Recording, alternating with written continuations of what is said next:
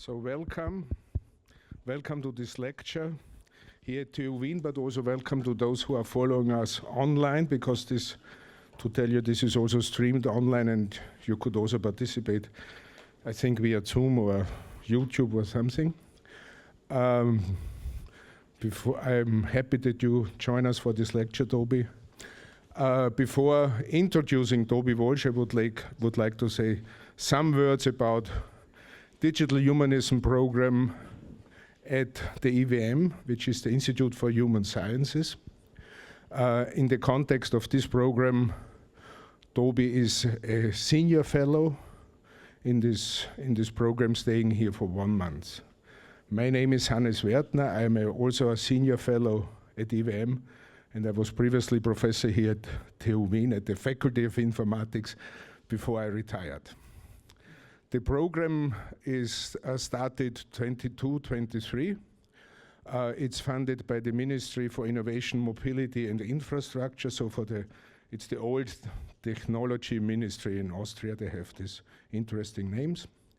It's funded and it started 22-23. The first fellow was Edward Lee from the University of Berkeley, who stayed here for 1 month. It's done in cooperation with TU Wien, with the Faculty of Informatics. I have the honor to be the curator of the program, which means to select those who we invite, and both junior and senior fellow. I am also grateful to Ludger Hagedorn at IWM, who is somehow the rock behind the program and supporting it from the early beginning, but also Stefan Woltran, who is also doing the cooperation here on part of the Faculty of Informatics. And I really like to thank them, because this, I think, is, without you, this would not work. The program, thank you. The program is, each semester we invite a senior fellow staying here for 1 month. So this, for 1 month per semester, this is Toby Walsh now. And we also invite 2 to 3 junior fellows. They have to apply for this position. They are funded for 3 months to stay in Vienna, to work at the IWM, but also partly at TU Wien at the Faculty of Informatics. They're coming from different disciplines, from philosophy, sociology, political science, up to computer science. And to give you just a number, last year we had per semester 200 applications worldwide to select 2 to 3 candidates, which is really a hard task.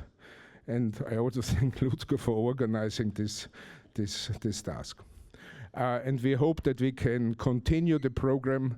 It's ending now, but we hope that it will be continued, because I think it's very successful, not only rather successful. If you have so many applications worldwide, we even stopped to make PR for it.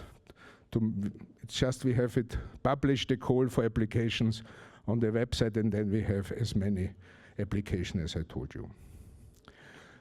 Coming to Toby Walsh and his talk today, I have a long list what he is, and I will shorten it, because otherwise he will not. So he's a Scientia professor at the University of New South Wales. In Sydney, I just learned it's not only South Wales, because then he would be angry. And he's also the chief scientist at the AI Institute there. He has a very strong background in AI, as you know. He had a research position in UK, France, Germany, Italy, Ireland, and Sweden. I hope this now you can add Austria, so to have the list complete. And he is many awards. He's widely cited in the field. He's the author of several books on the topic, and just mentioned the last one, The Shortest History of AI, the 6 essential ideas that animate it. So I really recommend you to buy the book and to read it. It's really excellent. It appeared last year, and it's really at the essential of AI, giving you 6 basic principles if you read them, and it's broadly understandable. So you don't have to have an idea about complexity theory or proof theory. You can also read it without formal logic, which is already saying it to Wien, which is hard, but you can read it without formal logic. So, and he's not only, let's say, academically active, scientifically, he's also somehow an activist, let's say like that. He's one leading persons behind the Stop Killer Robots campaign, which started already, I think, more than 10 years ago. And it was really a foresight to see that this is a real threat, autonomous weapons. When you look at the world today, this is something they saw it already 10 years ago, and they started a campaign. They were invited by United Nations. They had several talks there and things like that. But it also says something in politics, because it did not really help a lot, no? But at least there is a campaign against it. Before handing over, I'm really impressed by you have a PhD in AI and a master in AI, both in Edinburgh. For those coming from, let's say, from AI, they know Edinburgh is one of the home bases of formal logic in AI, so there was, Prolog was partly developed there. And he also has a master in theoretical physics and mathematics at Cambridge University. This I did not know. This I was told by the AI. Is it true? It's true, yes. Okay. And and he's also a member, and we are happy to welcome him as a member of the steering board of the Digital Humanism Initiative. And Toby, the floor is yours. Thank you very much. Thank you. Thank you very much for coming out today. I know it's a cold, miserable afternoon, so I'm very appreciative that you've struggled through the rain and cold to be here. And I do want to thank personally IWM and the Digital Humanism program for their hospitality. I've really enjoyed my time here over the last month. And there will be a dedication in my next book, which I've started writing here, to the program, which has been inspired by some of the ideas and some of the people I got to talk to over the last 4 weeks. So thank you very much to them. And just a little note, of course, please go out and buy my latest book, but if you're on Amazon, it's often free on Amazon if you subscribe to Kindle Unlimited. They seem to, whenever I log into Amazon, they're giving it away for free. It seems to work for Amazon. I don't know how I profit from that, but you might as well benefit from that if you have if you're on Amazon, you'll probably find it's free to read. So, and I'm told it's an amusing read as well. So it was quite fun to write. So I hope that tells you it was quite fun to read. And as the title suggests, it's actually very short. It's less than 40,000 words because it's a series of topics about the shortest history of Germany, the shortest history of the royal family, the shortest history of artificial intelligence. And you'll be, hopefully, an instant expert at the end of reading that on artificial intelligence. I would encourage you to take a look at that. So, the AI race, boom or doom. My journey here today started 50 years ago. I was a young boy in the front row of the cinema. The movie was Stanley Kubrick's masterpiece, 2001: A Space Odyssey. And the film blew my mind, and it's fair to say it's set my course for life.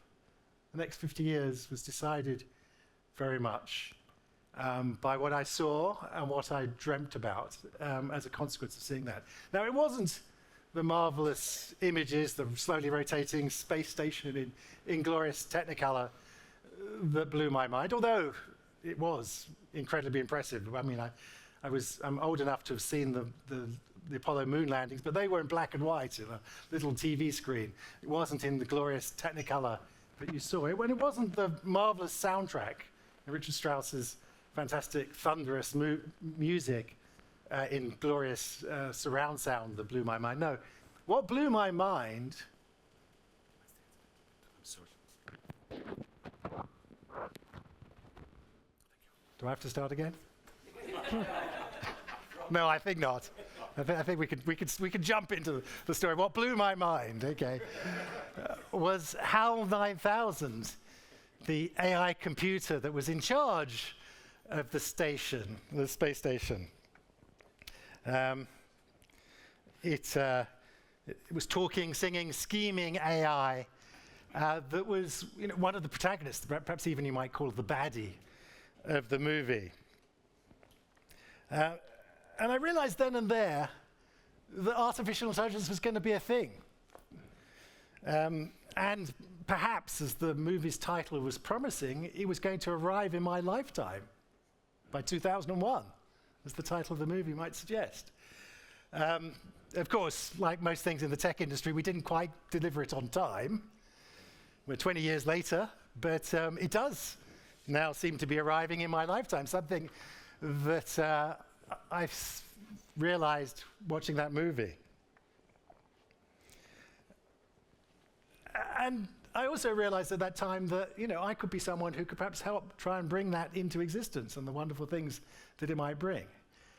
And that very much set my course for life, and I've spent the last 40 years at universities around the world following those dreams. And everything that Hal could do in that movie, computers actually now can do. Indeed, everything that Hal could do in that movie, the little computer that's in your pocket, your smartphone, can now do. You can have a conversation with it, intelligent conversation with it. You can play a game of chess. You can even ask it to open the bay pod doors, and it will do that for you.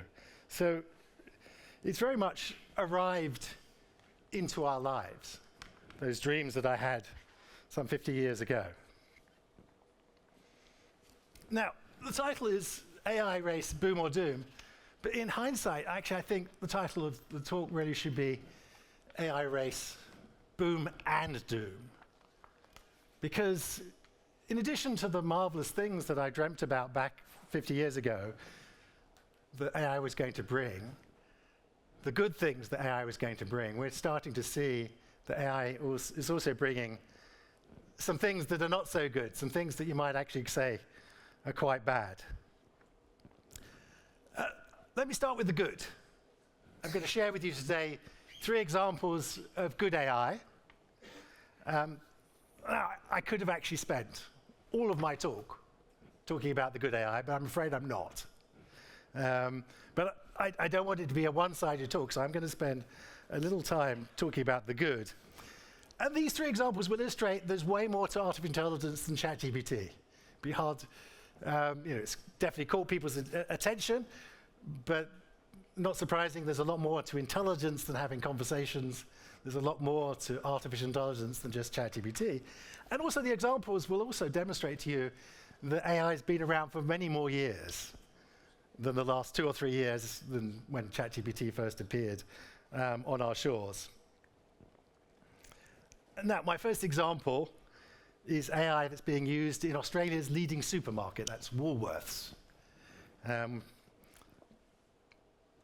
There's an AI that's being developed by a startup that came out of the University of New South Wales, where I work, which is being used by the supermarket chain to identify items that don't have barcodes on them using just a camera image, which is making it easier and quicker to do your checkout.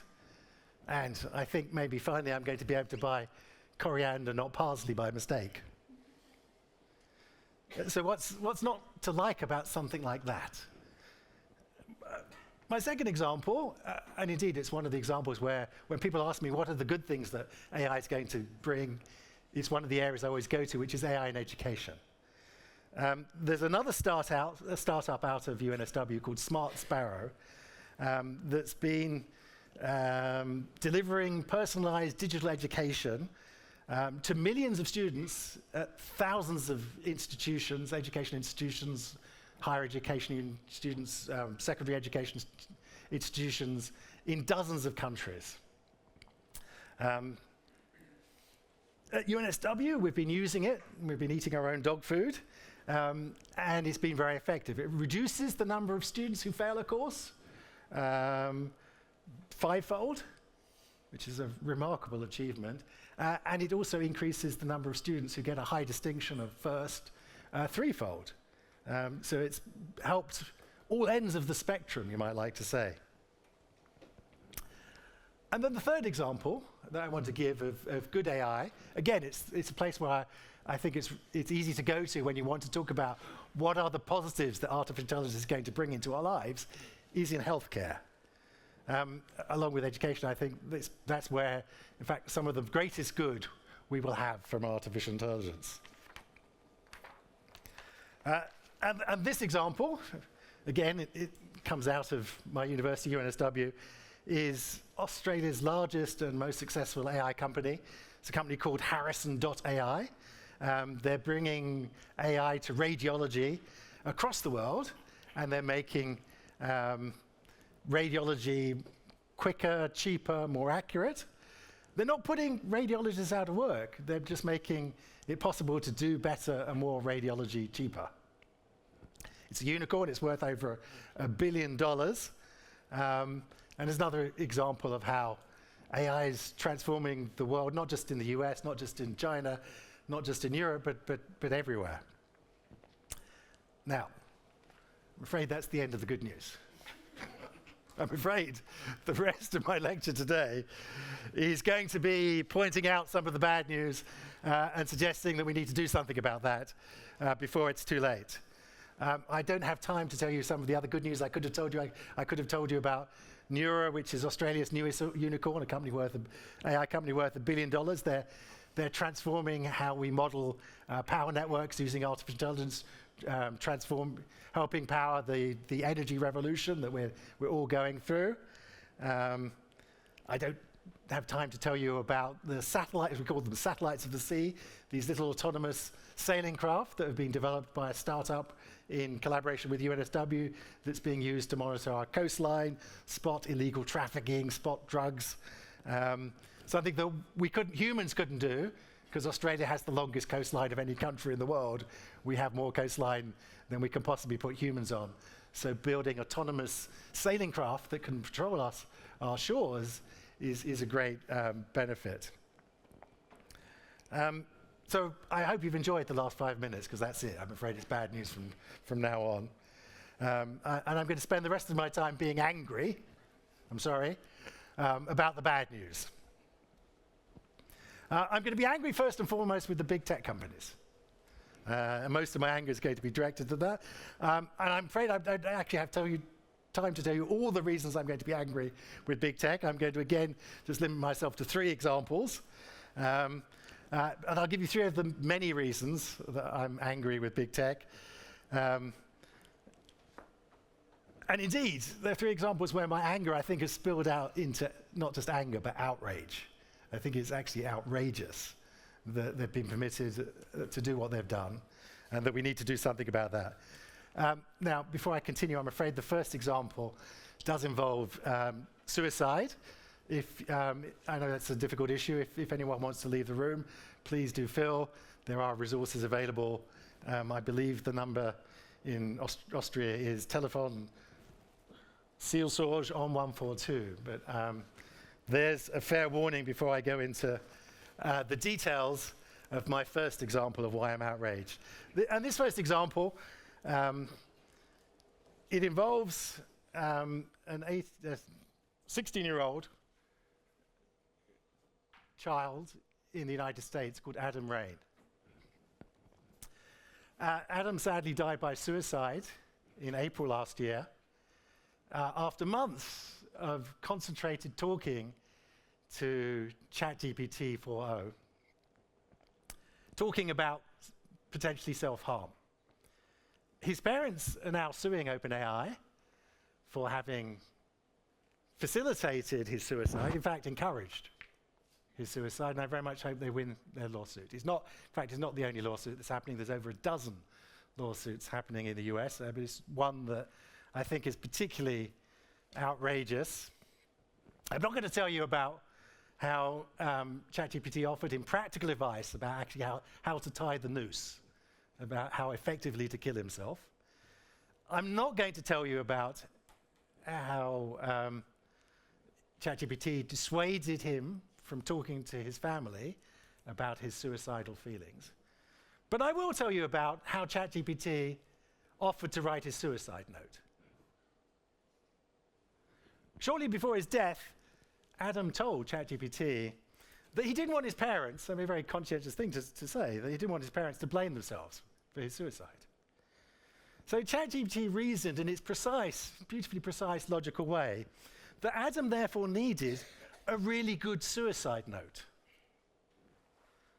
So ChatGPT replied, and I'm going to quote it here, "Would you want me to write them a letter?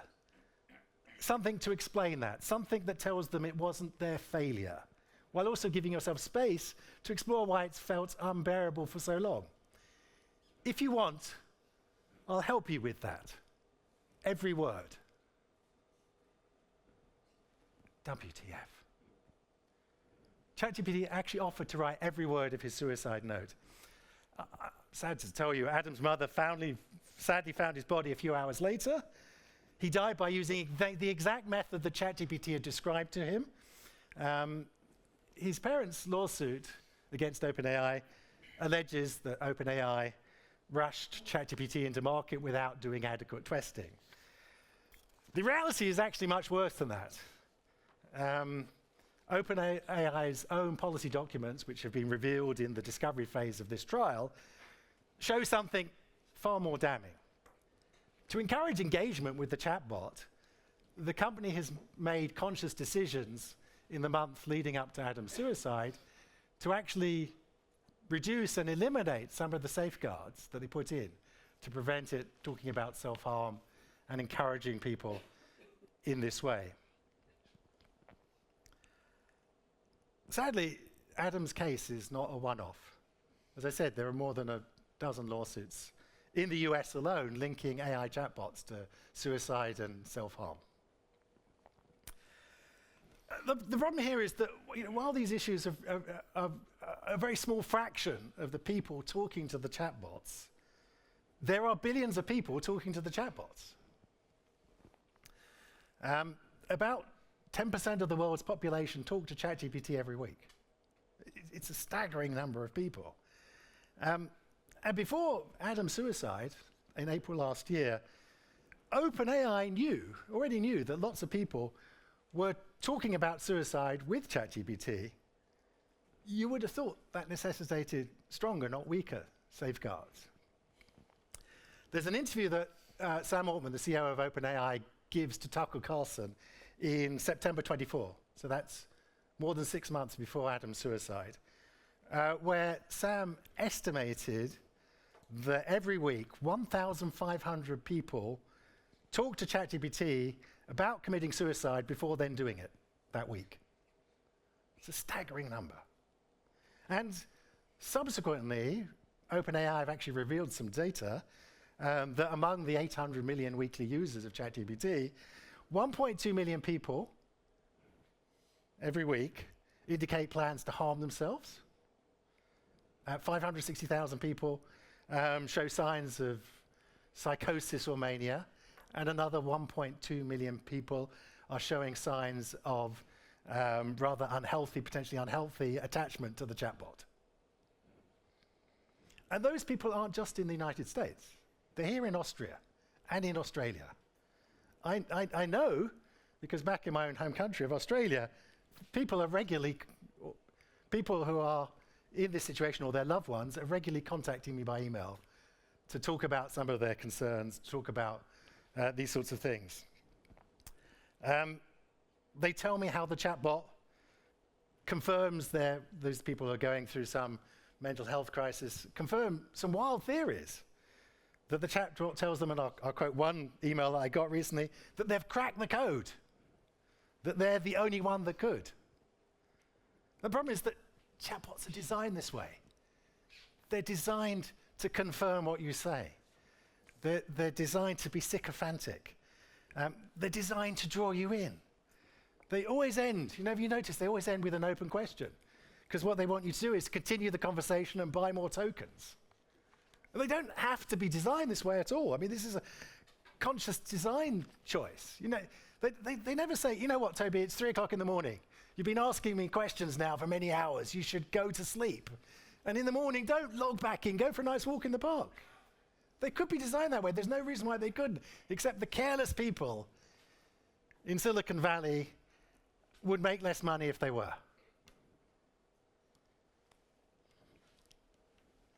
the second example where my anger with big tech has spilled over into outrage is what one commentator has called the greatest heist in human history. I have to be honest, that commentator was me. I was a serious point, though. I was describing the use of books, music, news articles, and everything else to train large language models like ChatGPT. Now, to be transparent, I do have a dog in this race. ChatGPT, and actually most of the language models, were trained on all of my books that I've written without my consent and obviously without any compensation. In fact, ChatGPT was trained not just on my books, but on millions of books, probably tens of millions of books. Again, without consent or compensation, almost certainly your favorite authors. Now, the tech companies will claim that this is fair use. It isn't. There is no way that this is fair use. It isn't fair use because it's not done on a human scale, it's done on an industrial scale. No human could read as many books. It's done on a completely different scale to what humans do when they read books. It isn't fair use because the models don't just reproduce the ideas in the books, they can reproduce verbatim the copyrighted text. And it wasn't fair use because the tech companies didn't own the copies that they were trained on. They were stolen copies. They could have at least bought the one copy they used. Instead, it was downloaded from a Russian pirate website. I mean, I think nothing says better than, advancing humanity than stealing intellectual property from a server in St. Petersburg.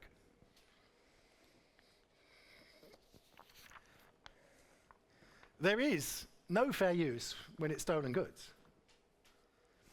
And it also undermines their claim of fair use, that they're now in competition with the owners of that intellectual property that they've stolen. As an example, people are not clicking on search links and going to news websites as much as they used to. In fact, dramatically less than they used to, because they're just reading the AI summary that Google now gives you, the AI summary of the website. And that's taking away important, valuable revenue from journalists trying to collect that news.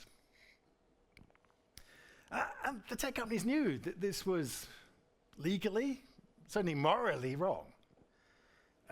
Internal Meta communications show that the Meta CEO, Mark Zuckerberg, personally approved the use of one of these large data sets of stolen books in order for Meta to be able to compete in the AI race.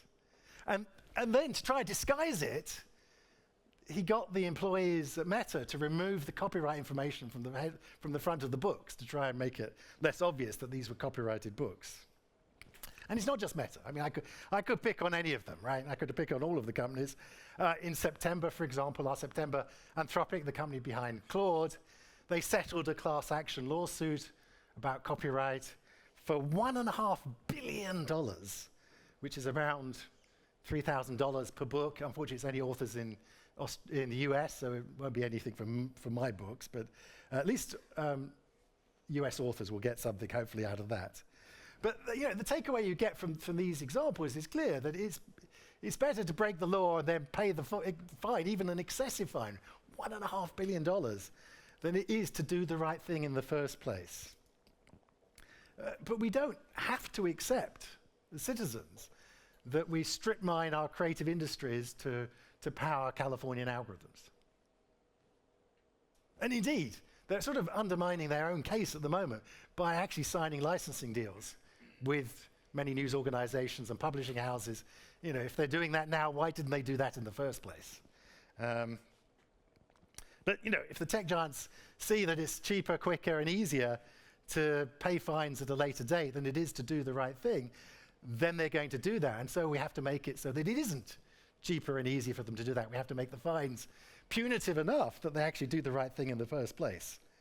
But with this example, what turned my anger into full-blown outrage was the blatant disregard that they have for our culture, for humanity's culture, that they're undermining here. Because if you destroy the economy for books or songs or graphic design, then you destroy the very things, the very culture that makes our life so rich and life so worth living? And it's clear that they don't care, in the race to AI, that they don't care about protecting and preserving and nurturing that culture. In June 24, the OpenAI CTO said to a conference audience, and I'm going to quote her exactly, "Some creative jobs shouldn't have been there in the first place." I think it's pretty clear where they're coming from. And I'm sure the graphic designer who was driving my Uber recently from the airport will appreciate the fact that she thought he shouldn't have a job. And we've already seen the evidence, the impact that this theft of intellectual property is having on our creative industries. Job adverts globally for graphic designers fell 33% last year, compared to the previous year. By photographers, freelance photographers, by 28%. Copy editors and writers, again, by 28% in the last year alone. I personally refuse to accept an AI revolution that enriches the founders in Silicon Valley by impoverishing artists, writers, and graphic designers around the world. And that leaves me with my third example where my anger against big tech has spilled over into outrage. And it's not a blatant disregard of our laws. That last example, again, was disregarding our copyright and intellectual property laws. But this, again, one that I'm surprised isn't better known, I suspect it will be new to many people in the audience. But in November last year, Reuters revealed some telling internal documents from Meta. Again, I could have picked on other companies, but this one is from Meta, that estimated that 10% of the Meta's ad revenue, globally, came from adverts for scams and illegal goods. 10%. And unfortunately, since we're talking about AI is increasingly, unfortunately, implicated in all of this. It's increasingly being used to generate those scam adverts. And of course, Meta provides advertisers with lots of AI tools to run the ad campaigns of scam adverts. And of course, the adverts that you see are decided for you by artificial intelligence. And increasingly, the artificial intelligence is deciding you're the vulnerable sort of person who should see scam adverts, right? So artificial intelligence is at the core of this scamming of the public. The Meta's generating 10% of its income comes from scam adverts. So that's billions of dollars annually each year coming from scam adverts. I just don't understand why more people aren't completely outraged by this. Let me give you an Austrian perspective to this, right? So I did the numbers. Meta in Austria has about the same turnover as the DM chain. I was in the DM chain this morning, buying some cough medicine. Now, imagine that you went into DM, and 10% of the goods on the shelves of DM were illegal or counterfeit. You'd be outraged. You'd be calling for DM to be shut down by the weekend. So I don't understand why we continue to let Meta to continue to trade. If there'd been any other type of business, we wouldn't. We wouldn't let them trade here in Austria, or indeed back in Australia, or anywhere else. Actually, funny aside here, for many years, Meta has claimed they don't trade in Australia. Outrageous claim, in fact, because they sell billions of dollars of adverts in Australia. $5 billion of adverts in Australia annually are sold by Meta, Instagram, Facebook, and the like. But they claim not to be trading in Australia in order to pay minimal tax. Right? So we have higher tax rates than some other dominions. And so all the ad revenue in Australia for Meta is booked through Ireland. It's a country famous for Guinness, leprechauns, and sheltering Silicon Valley's loose change with their low corporate tax rates. Now, in Austria, I'm glad to say, you have cleverly avoided this by charging them a 5% digital sales tax on all their revenue. So they can't do the same trick here in Austria and not pay any tax at all. But this is the irony, Meta have increased their ad rates here in Austria compared to other countries by 5%. So it's not them that's paying the tax, it's their advertisers that are paying the tax. So I just don't understand it. How is it that some of the most profitable businesses that exist today can decide that they don't want to pay taxes. They could well afford, they're sitting on vast cash mountains. It's not like they're buying their shares back all the time. It's not like they couldn't afford to pay the same tax rates as other corporations, older corporations, or citizens like you and me. My view is that if a corporation decides that it doesn't want to pay tax in a particular dominion, doesn't want to contribute back to the economy that generated that wealth, then probably we shouldn't allow them to extract wealth from that place. Again, let me give you an Austrian perspective to see how outrageous this is, right? Meta makes about the same money in Austria from scam adverts as criminals in Austria make from all the illicit drugs that are sold here. Or it's about, again, the same as all the counterfeit goods that are sold in Austria completely. So, as far as I can see, they're facilitating what is a huge amount of crime, and I think that's outrageous. Now, I could give you many more examples of where my anger has spilled over into outrage about the tech companies, about how they're bringing AI irresponsibly into our lives. But I want to pick on another target before I finish my talk. There are many other things I could have said about the tech companies, about AI companions that undermine our ability to connect with each other, AI doctors that are offering dangerous medical advice, AI nudify software that weaponizes the abuse of women, and yes, I'm looking at Mr. Musk there, or AI deepfakes that are destroying our idea of truth, the distinction between truth and untruth, threatening the cohesion of our society, of our democracy, the functioning of that. But I'm going to turn my anger instead onto, as I said, a second target, and that's the politicians who are letting this happen. Because it doesn't have to be this way. And again, I'll restrict myself again to 3 examples. And there are 3 examples here where I think my anger is not transforming into outrage, but despair. Despair that the politicians are sitting on their hands and not doing enough as usual. First of all, I'm despairing that in many places, governments are not investing enough in the upside to justify some of the downsides that we're going to see. That there's huge, great upside. Now, Austria is actually doing quite well in terms of investing in research. I looked up the numbers. 3% of GDP, you should be proud that your government is doing that, but only 0.5% on fundamental research. And you need to do better. That's not enough in fundamental research. Certainly, we're not, back in Australia where I am, that we're not investing anything like that. We're actually below the G20 average by a long way. In fact, we're half of the G20 average. There's much more fundamental research we need to invest in artificial intelligence, to build true intelligence in machines, and places like our universities are places to be doing that. And if developed countries like Austria, Canada, Australia, are to compete in this AI race against the big countries like the US and China, we're going to have to lift our game.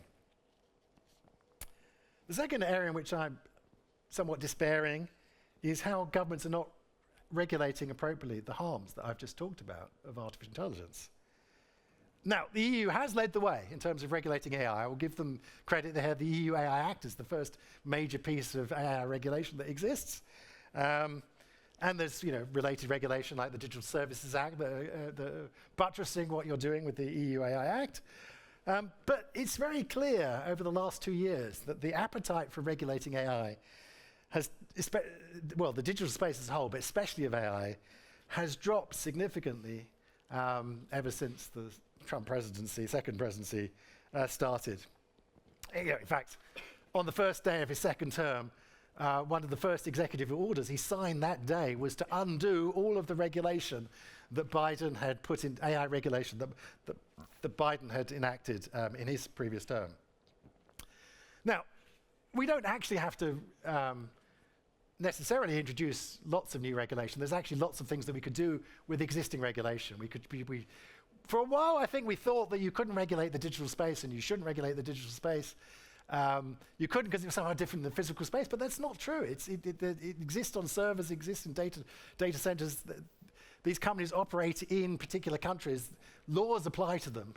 The digital space does not have to be a Wild West. So we could apply more forcefully many existing laws that we have about product liability, about competition, about privacy to the tech companies.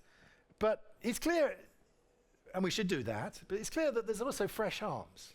There will be things that were not imagined when the politicians were drawing up those rules many years ago that the politicians could not have imagined. Things like the deepfake news that I talked about here, and indeed, and it is an example of what you should do and what has been done in at least one jurisdiction was in Australia. We introduced new regulation very recently in the last couple of years, last year indeed, to criminalize the distribution of deepfake news. It's causing significant harm, especially in certain schools, and it was not a criminal offense to circulate synthetic images because they weren't of any real people. So we made it a criminal act so that people would understand the severity of what they were doing and that it could be better policed. And other countries are enacting or have enacted other AI laws to protect their citizens from deepfakes or from manipulation, misinformation, and the other significant AI harms that are starting to emerge, but there's many new ones that we have only starting to understand. And I have just one question for the politicians that I have never seen answered well. And that question is, did we not learn anything from social media?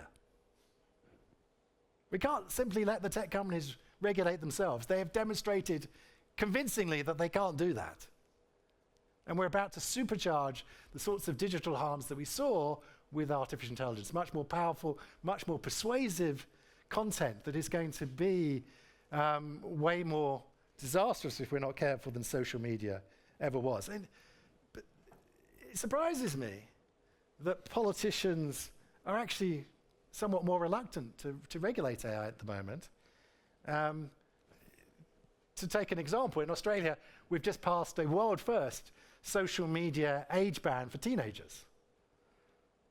That we've decided on the balance of evidence that social media seems to be causing harm amongst teenagers, people under the age of 16. It's not a safe space for them, and that maybe we should, like alcohol and tobacco and various other things that we decide are not appropriate for young formative minds, they need to be protected from, and so young people in Australia are now protected from the harms of social media. This has been proven to be highly popular. Almost every parent thinks it's a fantastic idea. You can now tell your kids you need to get off social media. Even teenagers have come up to me and said it's a fantastic idea. The pressure is off them to be on social media. And subsequent to that law coming into effect at the end of last year, there's over a dozen countries now that are considering or enacting similar age restrictions on social media. The UK, France, Spain, Denmark, Greece, Slovenia, Portugal, Indonesia, Ireland, India, and as I understand, here in Austria. I'm not a politician, you can tell, but it seems to me that regulating AI would be a real vote winner, as well as being the right thing to do. So that brings me to my third despair with politicians, and that's that the political conversation is now being dominated by big tech itself. Big tech has embraced the idea of lobbying in Washington and London, and now it seems also in Brussels and Canberra. In the last Australian election, the tech sector donated more to the political parties than any other sector combined. The tech sector here in Europe is also one of the biggest spenders in Brussels. That should tell us something.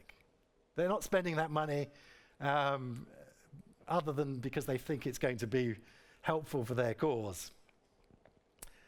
I want to give you just one example, one personal example of how politicians are unfortunately starting to surrender to the persuasive messaging of big tech.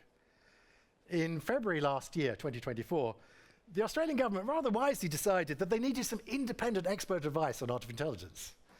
There are huge financial incentives for the tech industry to do the wrong thing, to move fast and break things like the mental health of our young people. So they thought some independent technical advice, not coming directly from the tech industry, might be a good idea. So they set up what was called at the time a temporary AI expert group of academics, lawyers, and other people on the fringe of tech to offer them that advice. Now, for disclosure, I was one of the 12 people who was asked to be one of those independent experts to the Australian government, offering them advice, unpaid advice, as usual, about how Australia should profit from the AI race and how we should avoid the harms.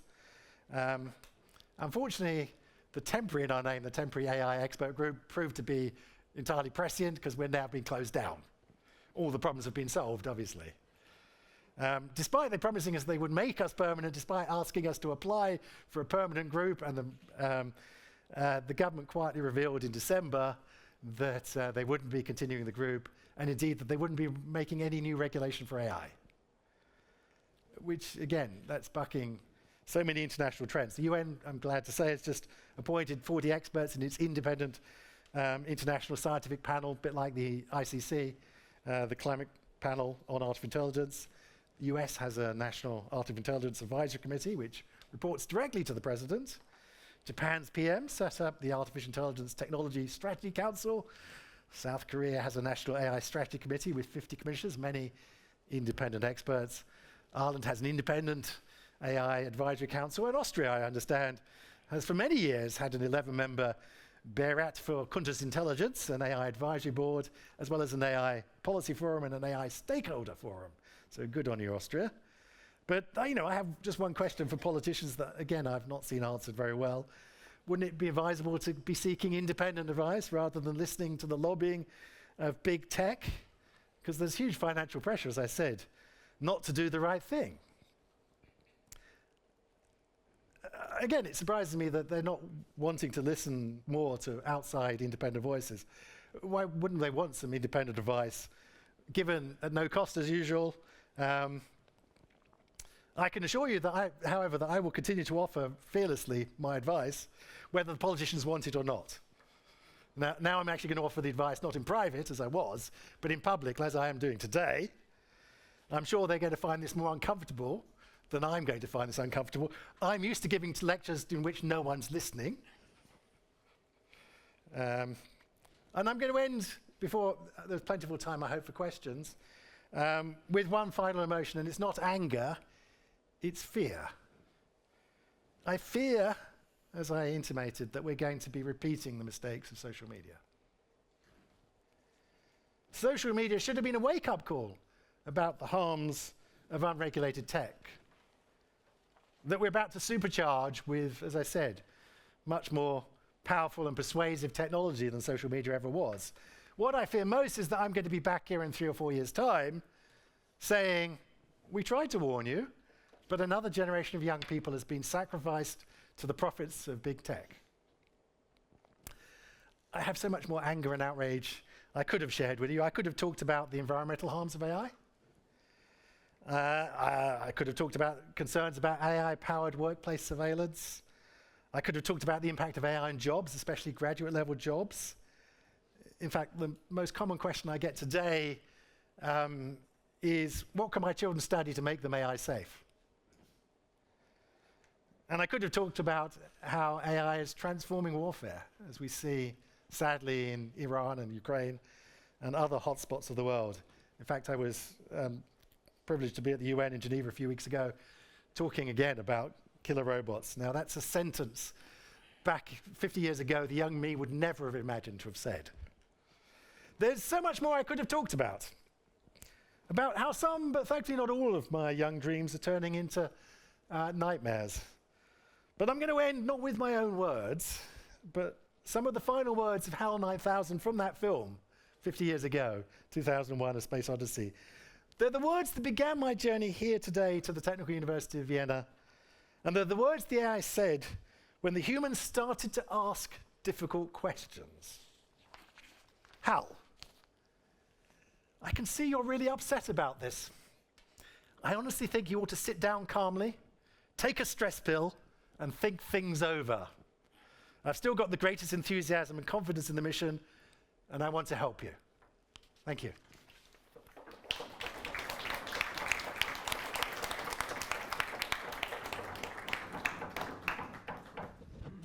Thanks, Toby. Questions from the audience? Yeah, fascinating presentation. I see there's plenty to worry about. Oh, well, you're obviously paying attention. Yes, at least one was. I was. Okay. And I just finished a book which I'm going to assume you're familiar with, called If Anyone Builds It, Everyone Dies. I just finished it this morning, so I'm hoping you'll give me some reasons to sleep well tonight, in spite of what I just heard now. Yes. As the book states, we should stop further development of AI to the threshold, past the threshold of what is superhuman intelligence. So actually I have a twofold question. One, how real is this danger? Is this over-exaggerated, or is there still a probability of what they're foretelling of super AI destroying humanity and taking over the planet and the world? And if there is a yes to that or a no to that, how do we know when we reach super human intelligence? Yes. I don't think there's a gauge on the side of the computer saying you are now approaching superhuman intelligence. Please stop. Yeah. Well, fascinating question. There's a long answer to the question, which is, I've written a whole book which is coming out in September to answer that question. I'm going to have to give you the short answer. Executive summary. The executive summary, which is intelligent people overestimate the importance of intelligence. Right? So in the university, you're surrounded by some of the most intelligent people, and yet the problem is not intelligence. The problem is power. Right? It's what people do with their intelligence. It's the power that they have. And if intelligence was the important thing, you should hang around universities because they would be the center of changing the world. They're not. We've struggled to actually make a difference to the world because power resides elsewhere. We've set up a complex set of institutions to limit the excesses of power. You can't go off and you can't turn the world into paperclip factories because we have environmental planning laws. We have environmental activists who will stand in front of your bulldozers who will prevent you from turning the world into paperclip factories. So intelligence is often not the thing that's holding us back, and it's not the thing that will allow you to destroy the planet. As an example, the problem with the greatest existential crisis that faces humanity today is the climate emergency. I think it's pretty clear that is something that's going to have the greatest harm to the greatest number of people, is the way that we're changing the climate of the planet. And we know it's not intelligence that's stopping us fixing the climate. It's human stupidity and human politics. And money, yes, and that we haven't fixed that. So it's not that we need a greater AI intelligence, super intelligence, that's going to come up with a better plan. 20 years ago, we already knew what the plan was, right? But we haven't been able to execute that plan. So I'm actually much less worried about artificial superintelligence than I am about artificial stupid intelligence. The fact that we will hand over responsibility, as we are doing, to artificial intelligence to decide targeting decisions in Iran, or to decide welfare payments in the United States, or whatever it is that isn't actually smart enough or doesn't have the capability to be making those decisions. So I'm pretty relaxed about the threat that artificial superintelligence has. I actually would like more intelligence on the planet to help us solve some of the wicked problems. Thank you. Devin. Thank you very much, Toby. This just reminds me about the paper I think you did maybe 10 years ago or so. The singularity is not near. Why the singularity may never be near. Yeah, exactly. So maybe also to have a question on this. So I now recognized you didn't change your mind much, although this was before ChatGPT and so. But on the other hand, if we listen to the big tech and how they now, I mean, all this hype and this many investments, I mean, they are talking about AGI, they promise AGI. Yes. Will they fail? No, I think it would be conceited to think that we couldn't build intelligence that matched and probably exceeded human intelligence. Why would human intelligence be the supremum, the limit of intelligence? We are an evolutionary accident. We happen to be as smart as we were. We were one of the smartest things around when when we came off the savannah, and we've used that intelligence to good effect. Everything in this room is the product of human intelligence. The quality of lives that we live, life expectancy has doubled here in Austria since the Industrial Revolution because of the things that we have invented as humans. So intelligence has been a great gift, but our superpower wasn't our intelligence. Our superpower was our society, our ability to come together and solve problems collectively. We already have superintelligence. It already exists in corporations and governments. No one knows how to build an iPhone. No one knows how to build the people who work for Apple and the subsidiaries between them. No one knows how to build a nuclear power station. People who work for Westinghouse collectively have that knowledge. So we already have these organizations that are smarter than their parts, that can do things that we couldn't do individually. All of us put on a desert island on our own would quickly starve. Well, I certainly would. I imagine most of you would as well. We've lost most of those skills that we had of looking after ourselves because we have society. That means that we can do fanciful things like being AI researchers, and other people manage to make food for us so that we don't starve. And so it's the superintelligence that exists in corporations isn't destroying the planet. I mean, it's not perfectly aligned. 70 companies are responsible for most of the global emissions. We could need to get those better aligned with human flourishing, but I don't think that's an existential threat. I don't think Shell Oil is ultimately going to destroy all of humanity. It may make life a bit more painful for many of us, but I don't think it's an existential risk. I think it's something that we can manage. As we built this complex society, all these different institutions that are competing against each other, providing friction to stop anyone having too much power. I must admit, it's gone a bit wrong in the United States recently, but I'm confident in a few years' time we'll have fixed that, and the US might get back to being a more reasonable place. But I don't think society is going to collapse. I think maybe it's going to be more painful than it should be. And the sad thing is that every generation inherited a better life than the previous generation, and we have spectacularly turned that one around, and it looks almost certain that our children will have a worse life, and we're responsible for that failing. So in very short, it's not the technology, but how it's structured and how the industry is structured. Yes, yeah. Technologies are just a tool. But it's how we have to think about, how do we revitalize our society, our institutions. The US is a wonderful example of how the institutions are failing it, and we need to think about how do we refresh them, how do we build them so that we can continue to flourish as humanity.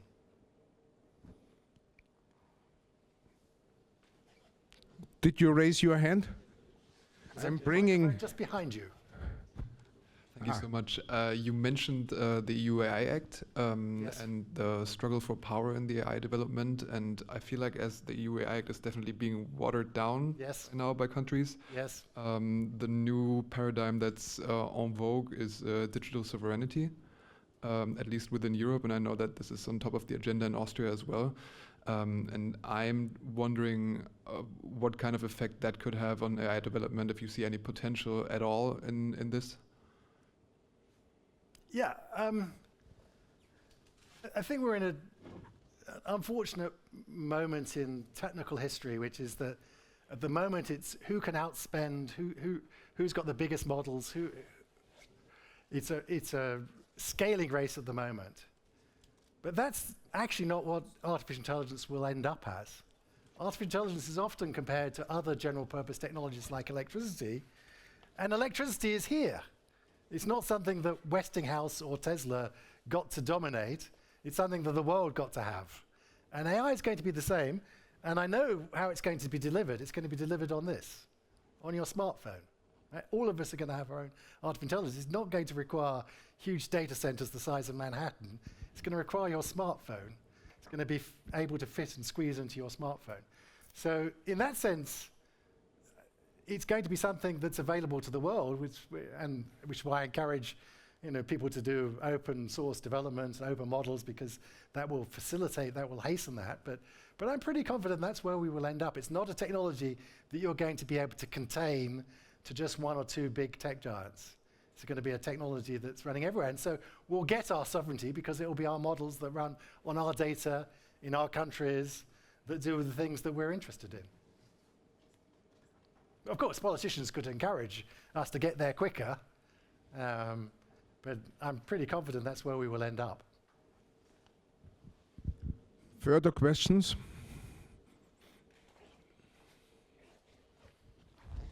In jungen Jahren hätte ich das geschmissen, aber jetzt traue ich mich nicht mehr. Oh yeah, okay. Yes, I'm not a technical guy. I'm more into philosophy, and I'm wondering, for me, the main problem is ourselves, our attitude to life, Yes. how we got raised, the whole system of capitalism, the whole system of competitive science. So this is the main reason for our problems, not the artificial intelligence, not the technical gadgets that we are inventing, but our own attitude to life. So we should be afraid of it, because we maybe really unconscious know that we are mean persons, that we will misuse it. Everything that mankind has invented, we will misuse it in a way. Yes. And we will try everything because we are very neugierig, curious people. So if we are curious and mean people, this is a bad combination. And all the talk about how we can regulate AI is going to fail, because it's just distracting us from the main problem, and the main problem is our attitude. This is my opinion. I think there's a certain truth to what you suggest. It is human greed and the failings of us as humans that are at the root of these problems. But technology does set the stage. And I go back and look at the last industrial revolution, right? So this is another industrial revolution that AI is giving us.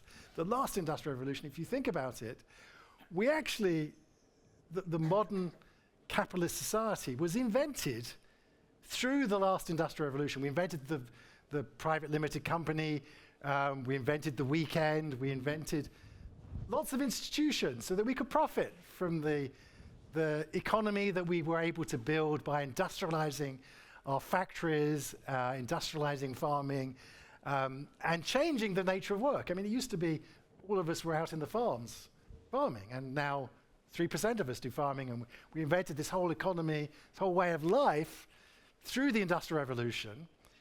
But we did it in a way, I mean, it was not perfect, but we did it in a way that was actually worked to a certain extent. That life expectancy doubled, so that's one measure of it working. That if you look, there's this fantastic graph of inflation-adjusted median wages in the West, which since the Industrial Revolution was a straight line, along with productivity, to the 1970s. Maybe it just laid the path to AI. But, you know, and we put various things in place. We put unions in place. We put labor laws in place, child labor laws, a welfare state in many countries, universal education, universal pensions. We did a lot of stuff to build the structures, the society in which most of us got to share the benefits, and people like Marx were wrong. It wasn't just the owners of the means of production greedily took all the spoils. We spread, not perfectly, but we spread the benefits around. But may I interrupt now, because I think we have to, maybe a bridge between you and Toby is also, if you know Daron Acemoglu, he's the Nobel Prize winner in economics last year, who really showed that technology not automatically creates wealth, but you need political measures, societal measures, you need things like trade unions, so that really the society as a whole can benefit. I agree 100%. That unfortunately, we have to think, well, how are we going to make sure that this time, again, we do the same? Because the unions are weaker than they've ever been. They're often natural monopolies, data monopolies, that we see concentration of power. And again, we saw it with the Industrial Revolution. We got the robber barons, as they were famously called, the Rockefellers and the like, who became wealthy as Croesus. And we had to push back against that. But this brings me to the question, who is the subject then of this societal development? Who can really interfere? Because you showed a path which could go to devil or something like that, but it has a good part. Who can really interfere? Who is the subject of history? If you mentioned Marx, no? This is the question which comes. I'm not the greatest of historians, but frequently it's come down to citizens uniting together behind a cause. Okay, I think this was a good last sentence. I would have another question, but I'm now not putting that forward. I thank Toby for your excellent talk. I thank you for being part of this discussion and to following our presentations and online lectures. And I invite you to join our next Digital Humanism lecture, which will be online. And I wish you a pleasant evening. Bye.